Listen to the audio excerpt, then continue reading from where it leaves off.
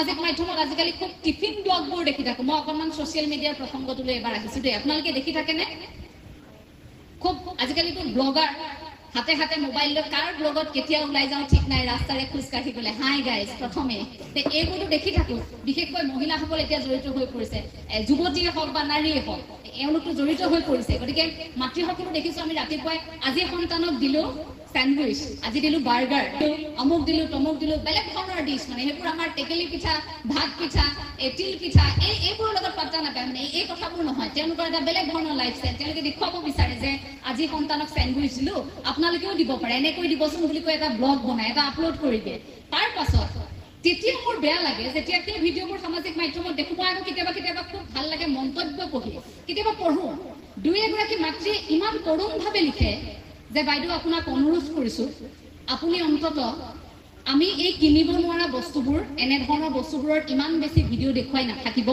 আমাৰ সন্তানে ৰাতিপুৱা যেতিয়া ৰুটিৰ লগত চেনি যেতিয়া দি পঠিয়াওঁ যেতিয়া এপেকেট মেগীকে দুয়োটা সন্তানক ভাগ কৰি টিফিনত দি পঠিয়াওঁ যেতিয়া সান্দহগুৰিৰ লাডু এটাকে বনাই দি পঠিয়াওঁ তেতিয়া আমাৰ সন্তানে আমনি কৰে যে মা স্যান্ডউইচ কিয় নিদিলা কাৰণ সন্তানে দেখি মোবাইলত এইকেইটা দিন দেখি আছিল যে টিফিন দেখোন এনেকৈও দিব পাৰি এইবোৰ যে দেখি আছিল মাতৃগৰাকীৰ মনত বেয়া লাগে আপুনি যদি আপোনাৰ সন্তানক সেই মানুহগৰাকীৰ দৰে যদি সেই তেনেকুৱা ধৰণৰ কিবা এটা দি পঠিয়াব পৰা নাই আপোনাৰ মনটোত বেয়া লাগিব যে মই দি পঠিয়াব নাই পৰা মোৰ সন্তানে বিচাৰিছিল পিছদিনা আপোনাৰ সন্তানে আহি আপোনাক সন্ধিয়া আমনি কৰিব সন্তানে পিজ্জা খাব বিচাৰিব আপুনি এতিয়া ডমিন'জলৈ লৈ যাব লাগিব আপুনি KFC লৈ যাব লাগিব ঘৰত ৰন্ধা বস্তু সন্তানে খাব নিবিচাৰিব কাৰণ সেই যে পৰিৱেশ পৰিস্থিতি সেই যে দেখি আছে এই যে শ্ব' অফ কৰি থকা এই যে আনক দেখুওৱা আমাৰ এটা প্ৰৱণতা আছে আমি কি পিন্ধিছো কি খাইছো হাতৰ আঙুঠিটো কিমান দামী পিন্ধিছো কাপোৰযোৰ কিমান দামী পিন্ধিছো এই যে কথাবোৰত আমি মূৰ ঘমাই এই বস্তুবিলাকত যে আমি বস্তুবাদী ধাৰণাটোত যে আমি গুচি গ'লো সন্তান লাহে লাহে আমাৰ পিছে পিছে সেই দিশত গুচি গ'ল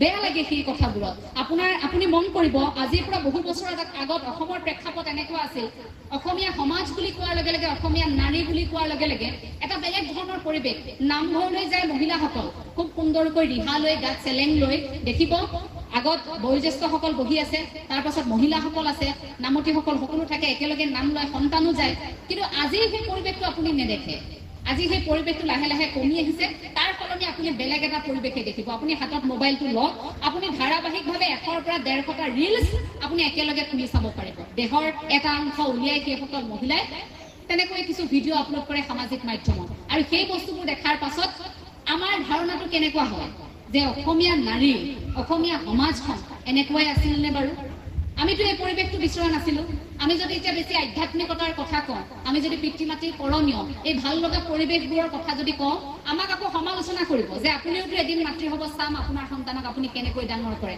কথা আচলতে সেইটো নহয় আমি যিটো পৰিৱেশ পাইছোঁ মই গাঁৱৰ ছোৱালী গাঁৱত দেখিছোঁ মাহঁতক মোৰ মায়ে কেতিয়াও ৰাতিপুৱাৰ পৰা গধূলিলৈকে ৰিলছ বনাই থকা মই দেখা নাই কিন্তু আজিকালি বহু সন্তানে নিজৰ মাকক তেনেকৈ দেখি আছে মাকক তেনেকৈ তেওঁতো কাৰোবাৰ মাতৃ এই ধৰণৰ কামবোৰ কৰি থকা মাতৃক দেখি আছে ৰাতিপুৱাৰ পৰা গধূলিলৈকে মাতৃগৰাকী যেতিয়া সামাজিক মাধ্যমতে ব্যস্ত হৈ পৰিছে যেতিয়া সন্তানৰ কথা পাহৰি গৈছে গধূলি আহি যেতিয়া কাম কৰা মানুহগৰাকীক সুধিছে যে মোৰ ল'ৰাটোৱে কি খালে কিবা এটা খুৱাই দিবি তাক মোৰ অলপ কাম আছে ফেচবুক লাইভ আহিবলগীয়া আছে ৰিলছ এটা বনাবলগীয়া আছে ইয়াক কিবা এটা খুৱাই দিবিচোন যা কাৰ্টুনখন লগাই তাক মেগী পেকেটকে খুৱাই দিয়ে এই কথাটো আহি কয় কিন্তু আগতে কি আছিল বুকুত লৈ মায়ে নিচুকনি গীত গোৱাই খুৱাইছিল ককাকৰ ওচৰত দি থৈ আহিছিল আইতাকৰ ওচৰত দি থৈ আহিছিল এই পৰিৱেশটো এতিয়া নাই এই কথাবোৰ এইভাবে আলোচনা কৰিছো যে আমি তেনেকুৱা এটা পৰিৱেশ অসমত বিচাৰো সেই পৰিৱেশটোৱে আমাৰ মনস্তত্ব ভাল কৰিব আমাৰ ভাল লগা কামবোৰ আমি আকৌ এবাৰ কৰিব বিচাৰো সেইকাৰণে সভাই সমিতিয়ে বোলে এই কথাবোৰ যে কওঁ যে আধ্যাত্মিক শিক্ষা লাগে আমাক নৈতিক শিক্ষা লাগে এই নৈতিক শিক্ষাই আপোনাক মানুহ কৰিব আপুনি যিমান টকা নঘটক আপুনি যিয়েই নকৰক আপোনাৰ যিমান টকা পইচা গাড়ী ঘোঁৰা একোৱে আপোনাক সেই সুখটো দিব নোৱাৰে যিটো আধ্যাত্মিক চেতনাই আপোনাক দিব আপোনাৰ আধ্যাত্মিক চেতনা থাকিলে আপুনি একো অপৰাধমূলক কাম সংঘটিত কৰিব নোৱাৰে এই আচাৰ্যসকলক যেতিয়া আমি নমস্কাৰ জনাওঁ এইসকল আচাৰ্যক আমি কেতিয়াবা অনিষ্ট কৰাৰ কথা ভাবিব পাৰিমনে আমি পাৰিমনে এইসকল আচাৰ্যক কেতিয়াবা আক্ৰমণ কৰাৰ কথা ভাবিব এই ধাৰণা আমাৰ মনলৈ নাহে কেতিয়াও কাৰণ আমাক সেই ধৰণে সাজু কৰা হৈছে আমাক গঢ়ি তোলা হৈছে তেনেকৈ গতিকে শংকৰদেৱ শিশু বিদ্যা নিকেতনৰ পৰিৱেশটোৱেই তেনেকুৱা এই পৰিৱেশটোৰ মাজত থাকি আপোনালোকে আধ্যাত্মিক চেতনা তেতিয়া অকণমান গুৰুত্ব দিবলৈ শিকক জনি ইয়েছ পাপা টুইংকল টুইংকল এইবোৰ আপোনাৰ সন্তানক আপুনি 5 বছৰ 6 বছৰটো শিকাব পাৰিব নিজেই শিকি ল'ব কিন্তু পাৰিলে একাকি ঘোষা পাৰিলে কেতিয়াবা শিকাবচোন অপৰাধ বিনাশন তজুনামে নাৰায়ণ, শিকাবচোন মুক্তিত নিস্পৃহ যিটো কেহি ভকতক নমো, শিকাবচোন আপুনি কেতিয়াবা নাম ঘোষা কি, কীৰ্তন কি, ঘোষা ৰত্নাৱলীনো কি, কেতিয়াবা আপুনি শিকাবচোন গীতা কি,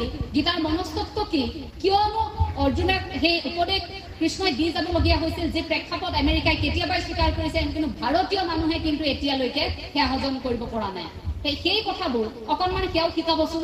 এই যে আগতে এটা প্ৰাৰ্থনা আছিল, নাজানো তোমাক ক'ত আছা প্ৰভু, আমি অতি সৰু ল'ৰা, চিঞৰি চিঞৰি মাতিলেও তোমাক নামাতা দূৰৰ পৰা। মই এতিয়াও কপি যাওঁ সেইটো গালে। সেইটো ভাবকচোন, এটি কণমানি ঈশ্বৰক বিচাৰিছে, নাজানো তোমাক ক'ত আছা প্ৰভু, আমি অতি সৰু ল'ৰা, চিঞৰি চিঞৰি মাতিলেও তোমাক নামাতা দূৰৰ পৰা।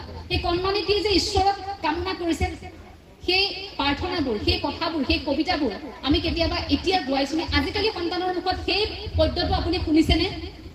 সেই যে সন্তানটিয়ে কিতাপখনত যে ঈশ্বৰ ক'ৰবাত থাকে, ঈশ্বৰৰ সৈতে আমাৰ সম্পৰ্ক হ'ব পাৰে, আধ্যাত্মিক চেতনা, আমাৰ আত্মাৰ অৱস্থিতি, আত্মাৰ স্থিতি আমি জানিব পাৰিম। এই কথাবোৰ যে আপোনাৰ সন্তানে সেই যে কবিতাটো যে পাঠ কৰিলে তেতিয়াই বিচাৰিব। এই যে আমি কওঁ শংকৰ গুৰু আমাৰে, মাধৱ গুৰু আমাৰে, লুকাই আছা দেখা দিয়া মণিকূটৰ ভিতৰে, এই বুলি যে আমি গাওঁ গুৰু আসনলৈ চাই, যে গুৰু আসনৰ ভিতৰত আমাৰ এটা ধাৰণা, জগতগুৰু শ্ৰীমন্ত শংকৰদেৱ গুৰুজনা আছে গুৰু আসনত। এই যে আমাৰ ধাৰণাবোৰ ভাল লগা কিছু কথা, যে ইয়াত ভগৱান শ্ৰীকৃষ্ণ আছে, এইটো নকৰিবি, কৃষ্ণ নাপায়। কাৰোবাক হঠাৎ ৰাস্তাত খুন্দিয়ালে আমি কওঁ কৃষ্ণ বেয়া নাপাব দেই, হে প্ৰভু বচাবা, কাৰোবাৰ অসুখ হৈছে আমি কওঁ, প্ৰতিটো মুহূৰ্ততে ভগৱান শ্ৰীকৃষ্ণৰ সৈতে বা ৰামৰ সৈতে বা আপুনি যি প্ৰভুকে আপুনি প্ৰাৰ্থনা কৰে, যাকে আপুনি বিশ্বাস কৰে, সেই ভগৱন্তৰ সৈতে আমাৰ এটা সম্পৰ্ক আছেনে নাই? সেই সম্পৰ্কটো সুদৃঢ় কৰে এই কথাবোৰে। আপুনি সন্তানক অন্তত সেইবোৰো অকণমান শিকাওক। গধূলি হোৱাৰ লগে লগে এই ভাগ্যশ্ৰী দেৱী আছে, দিহা নামৰ এগৰাকী ভাল শিল্পী, অসমৰ বিভিন্ন প্ৰান্তত আছে তেনেধৰণে লোকসংগীতৰ চৰ্চা কৰা, আধ্যাত্মিক চৰ্চা কৰা লোকসকল। গতিকে এই কথাবোৰ অকণমান দিহানাম আপুনি গোৱালে, অকণমান হৰি নাম, অকণমান বৰগীত এফাকিকে গোৱালে, এই পৰিৱেশবোৰ অকণমান আপুনি আপোনাৰ সন্তানক দিব লাগিব। সন্ধিয়া আপুনি ল'ৰা ছোৱালীৰ লগত বহি নাগিন চিৰিয়েলখন চোৱাতকৈ অন্তত আপুনি সেই মহাভাৰতৰ এটা খণ্ডকে চাব। নাগিন চিৰিয়েলখন চালে আপোনাৰ একো উপকাৰ নহয়, সেইটো কিন্তু সঁচা কথা। অকণমান চকুৰ তৃপ্তি এটা পাব, মনৰ অকণমান শান্তি, আকৌ তাৰপিছত আপুনি ভাত ৰান্ধি থাকোঁতে ভাবি থাকিব নাগিনত কি হ'ল আজি। আৰু নাগিনত যদি কোনোবা মৰি গৈছে, আপোনাৰ মনৰ, আপোনাৰ প্ৰিয় কোনোবা অভিনেতা অভিনেত্ৰী যদি নাগিন চিৰিয়েলত ঢুকাইছে, আপুনি আকৌ সেইদিনা আপোনাৰ ভাত আঞ্জাও বেয়া হ'ব, আপুনি ৰান্ধি থাকোঁতে সেইদিনা আপোনাৰ বেয়া হ'ব, মনটো যে আপোনাৰ তেনেকুৱাত আছে। এই যে কথাবোৰ কৈছিল যে আমি আমাৰ খাদ্য ৰান্ধোতে পিতৃ মাতৃ আমি দেখো, মায়ে আগতে খাদ্য যেতিয়া ৰান্ধে খুব সুখ মনেৰে, ফূৰ্তি মনেৰে গুৰুৰ কথা পাতি পাতি ভাল এটা পৰিৱেশত ৰান্ধে। এইবোৰ ভাল লগা পৰিৱেশ, হৈ হাল্লা, চিঞৰ বাখৰ, কাজিৰা, হুলস্থুল, এই অন্যান্য মন লৈ বা বিভিন্ন ধৰণৰ চিন্তা এসোপা লৈ আপুনি যদি সন্তানক ৰান্ধি দিয়ে, তেন্তে সেই খাদ্য সন্তানেও খাই সুখ নাপায়, আপোনাৰ স্বাস্থ্যৰ বাবেও ভাল নহয়, আপোনাৰ গোটেই পৰিয়ালটো লাহে লাহে অসুখী হৈ হৈ গৈ থাকিব। কাৰণ আপোনালোকে খোৱা পাতত সেই কথাবোৰ লাহে লাহে এনেকুৱা হ'ব পৰিৱেশবোৰ, কাৰণ আপোনাৰতো ধান্দাটো নাগিনতেই আছে। এই কথাবোৰ বেয়া নাপাব কোৱাৰ বাবে, পৰামৰ্শ দিয়াৰ মোৰ একেবাৰে আপোনালোকৰ যোগ্যতা নাই। মই কথাখিনি কৈছোঁ যিটো বৰ্তমান সময়ত আমি দেখিছোঁ, বৰ্তমান সময়ত এই কথাবোৰ খুব প্ৰাসংগিক, সৰু সৰু কথা, কিন্তু চাব এই সৰু সৰু কথাবোৰে আপোনাৰ সন্তানক প্ৰভাৱ পেলায়। আমি ঘৰ এখনলৈ যোৱাৰ লগে লগে আমি দেখোঁ, মই জগতগুৰু শ্ৰীমন্ত শংকৰদেৱ গুৰুজনাৰ আদৰ্শৰে পৰিচালিত হোৱা শ্ৰীমন্ত শংকৰদেৱ সংঘৰ এগৰাকী সংগী। গতিকে আমাৰ ঘৰলৈ যেতিয়া কোনো লোক আহে আমি সেৱা কৰোঁ। আগতে এনেকুৱা হৈছিল, সৰুতে প্ৰথমে যেতিয়া শিকিছিলোঁ তেতিয়া ভাবিছিলোঁ কিয় সেৱা কৰিব লাগে। দেউতাই কৈছিল যে ঘৰলৈ যি আহে, গৃহত যি লোক প্ৰৱেশ কৰিব তেওঁলোকক সেৱা কৰাচোন এবাৰ, সেই সেৱাৰ জৰিয়তে তুমি কিবা এটা শিকিব পাৰিবা। তুমি যে শূন্য, তুমি একো নহয়, এইসকল ভগৱান, প্ৰতিগৰাকী মনুষ্যৰ দেশত ভগৱান থাকে বুলি আমি এটা ধাৰণা কৰোঁ, নহয় জানো? এই মানুহৰ সৈতে সম্পৰ্ক আমাৰ বৃদ্ধি পায়। সেই যে আমি সেৱা কৰোঁ, তাত মোৰ নমনীয়তাটো, তাত যে মোৰ অপৰাধ বোধটো, তাত মই যে একো নহয়, মই সাংঘাতিক একো কৰা নাই, এই যে কাৰোবাৰ ওচৰত মূৰ দুৱাইছোঁ, এই কথাবোৰ প্ৰকাশ পায়, এইবোৰ শিকিব আমি পাৰোঁ। সেই পৰিৱেশটোৱে বহুখিনি আমাক শিকায়। গতিকে ঘৰলৈ কোনো লোক আহিলে তেনেকুৱা এটা পৰিৱেশ আপোনালোকে ৰচনা কৰক। অন্ততঃ আপোনালোকে সন্ধিয়া নামঘৰত একেলগে বন্তি গছ যেতিয়া জ্বলাব, কেৱল ককা আইতালৈ সেই দায়িত্বটো থৈ নিদিব, আপোনাৰ সন্তানকো লগতে গামোচাখন দি নামঘৰলৈ লৈ যাব। সেই পৰিৱেশটোৱে এদিন চাব আপোনাক ইমান ভাল লগা এটা পৰিৱেশ উপহাৰ দিব। আপুনি কেতিয়াও কান্দিব লগা নহয় বৃদ্ধাশ্ৰমত, আপুনি চিন্তা কৰিব লগা নহয় মোৰ সন্তানে ইমান টকা উৰ্জন কৰিব পৰা নাই, আপুনি চিন্তা কৰিব লগা নহয়। কাৰণ আপুনি যদি আপোনাৰ সন্তানে 100 টকা এটাও আপোনাৰ হাতত গুজি দিছে, আপুনি বৃদ্ধাৱস্থাত থাকোঁতে যদি মৰমেৰে গুজি দিছে, সেয়াও আপোনাৰ বাবে সুখ হ'ব। আপুনি সুখৰ চকুলো বোৱাই আপুনি ভাত খাব নিশা, যদি সন্তানে সেইদিনা আলু পিটিকাই আপোনাক ভাত খুৱাইছে, কিন্তু আপোনালোকৰ মাজত সেই পৰিৱেশ আছে। যদি আপোনাৰ সন্তানে আপোনাৰ হাতত 1.5 লাখ টকা এটা দি থৈ গৈছে, দিয়াৰ সময়ত যদি আপোনাক কৈ থৈ গৈছে এই বুঢ়ীজনী কেতিয়ানো মৰিব, সেই 1.5 লাখ টকাটোৱে আপুনি একো কৰিব নোৱাৰে। টকা এটা দি থৈ গ'ল আপোনাৰ হাতত, আপুনি একো কৰিব নোৱাৰে।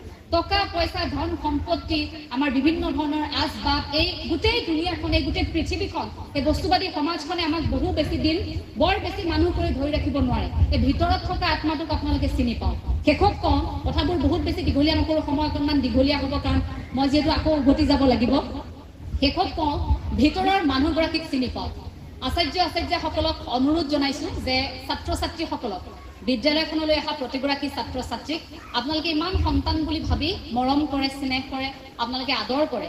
সেই সন্তানগৰাকীয়ে কি কৰি ভাল পায় এই কথাটো অন্তত আপোনালোকে এবাৰ জানিবলৈ চেষ্টা কৰক। যদি গণিতত তেওঁ 30 নম্বৰ পাইছে, সমাজ বিজ্ঞানত তেওঁ 90 পাইছে, আপুনি অন্তত সেই ছাত্ৰগৰাকীক তই গণিতত কিয় 100 পাব নোৱাৰা বুলি আপুনি তেওঁক খং কৰি আপুনি নুবুজাব, মৰমেৰে বুজাওক। কাৰণ সেই ছাত্ৰগৰাকীৰ সপোন বেলেগ থাকিব পাৰে, লক্ষ্য বেলেগ থাকিব পাৰে। পুনৰ কৈছোঁ যে অসমৰ প্ৰেক্ষাপটত খুজে খুজে টকা আছে। আমি কেৱল অৰ্থনৈতিক স্বাৱলম্বিতা, টকা লাগে এইটো পিছত দৌৰি থাকিলেই নহয়।